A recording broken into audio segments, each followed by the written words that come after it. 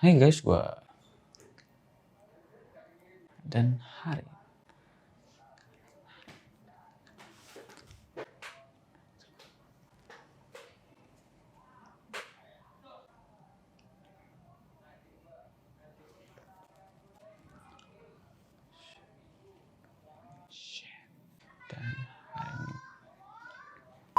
Hai guys, gue Rangga dan hari ini lagi banyak banget orang-orang atau reviewer ngomongin Max Fit terbarunya dari Fantech.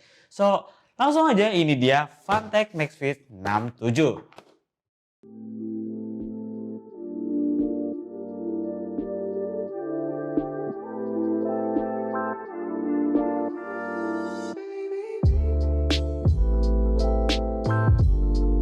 Kali ini Fantech ngasih keyboard Max Fit terbarunya mereka dengan tipe keyboard berlayout 65% yang menggunakan fitur knob yang emang lagi lumayan rame juga.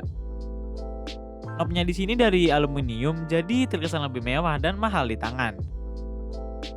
Keyboard yang gue pegang ini yang versi warna hitam dengan keycaps PBT desktop berwarna abu-abu dan aksen warna krem untuk escape, enter, dan spacebar-nya.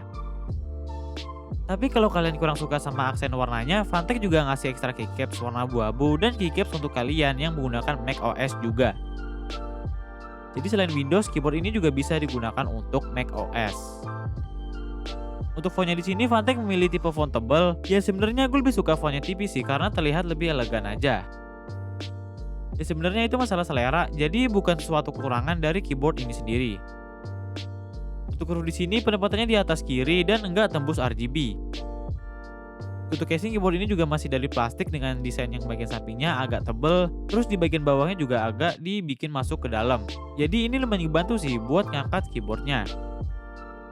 Di depan keyboard ini cuma ada port Type-C, di baliknya ada karet dan height adjustment agar posisi ngetik kalian jadi lebih enak. Tapi gue bukan tipe orang yang suka ngetik pakai height adjustment, jadi height adjustmentnya ini kayaknya nggak bakal kepake.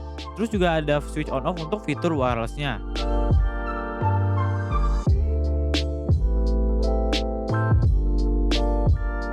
Untuk koneksinya, keyboard ini menggunakan dongle yang udah 2,4 GHz, Bluetooth-nya bisa sampai 3 device, dan kabel USB Type-C yang udah braided juga.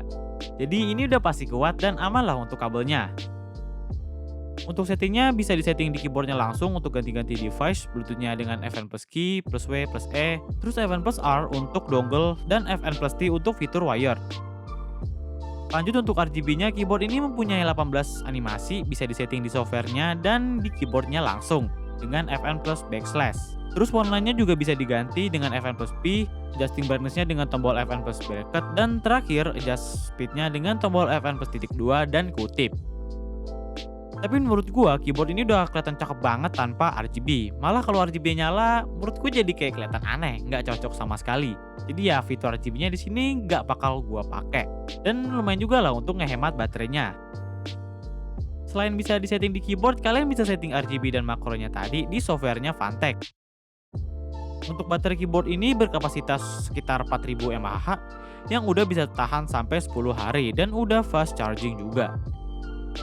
Buat kalian yang masih bingung, Fantech juga ngasih buku panduan yang bisa kalian pahami untuk menggunakan segala fitur yang Fantech berikan pada keyboard ini.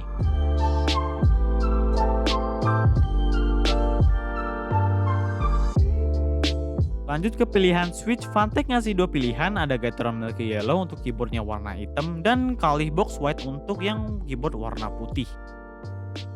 Kali ini mereka nggak ngasih pilihan switch kayak blue, red, brown. Ya mungkin karena pilihan switch sekarang tuh udah banyak. Jadi menurut gue kayaknya sih Fantech ini mencoba untuk ngasih pilihan switch yang selain blue, red, brown. Tapi bagi kalian yang kurang cocok sama pilihan switchnya, keyboard ini udah hot swap dan Fantech juga ngasih keycap dan switch puller, which is kalian bisa dengan gampang berganti switchnya semau-mau kalian. Unit yang gue pegang ini menggunakan Milky Yellow switch, udah preloop dari sana juga, jadi terasa linear dan gue akuin keyboard ini untuk feel tappingnya bener-bener enak banget. Gak kerasa bergema atau hollow karena udah di foam untuk beberapa di bagian dalam keyboard ini, di casing, di antara PCB dan plate, dan bahkan di spacebar-nya juga. Untuk stabilizernya di sini udah preloop dan udah aman lah kecuali bagian spacebar-nya yang agak rattle seperti kayak keyboard biasanya. Tapi untuk unit yang gue pegang ini spacebar-nya nggak seretel keyboard-keyboard lain sih, bahkan yang harganya hampir sama. Keyboard ini udah south facing juga kecuali bagian spacebar-nya masih north facing sendiri karena bakal tabrakan sama switch on off-nya. Beberapa reviewer mereka mencoba untuk potong tempat skru dari keyboard ini karena keyboard ini sebenarnya emang nggak perlu skru. Ya jatuhnya jadi sandwich mount sih dan ngerubah feel typingnya juga. Tapi disclaimer, barang ini bukan punya gue, jadi ya kali gue asal potong barang punya orang. Tapi kalau kalian mau mencoba motong skrunya, katanya keyboard ini emang nggak usah dibaut lagi. Lanjut, ini dia untuk feel typing testnya yang Milky Yellow Switch, kurang lebih kayak gini.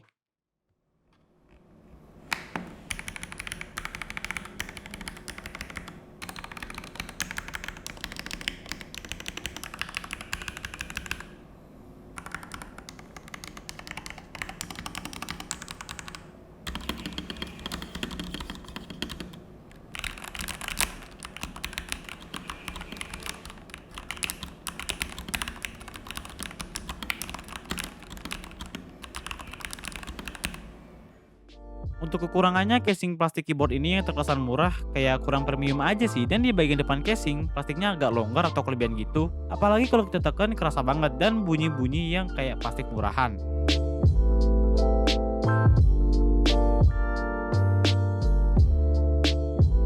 Gue pakai keyboard ini selama 3 minggu buat nugas, main game, dan gak ada error-error atau masalah sama sekali. Gue juga suka banget sama typing feelingnya, bener-bener enak banget. Tapi untuk desainnya, gue kurang suka sih sama bentuk keyboard yang ada knobnya. Tapi ya baik lagi, itu selera masing-masing. Well, dengan harga 1,5 juta rupiah, menurut gue ini cukup worth it buat kalian yang emang suka mechanical keyboard knob. Karena kalau dibandingin keyboard yang jenis dan fiturnya yang kurang lebih sama, keyboard ini bisa dibilang lebih murah lah. Tapi tetap ada harga ada barang, jadi kalau harganya lebih murah pasti build quality dan typing feel-nya harusnya bakal beda.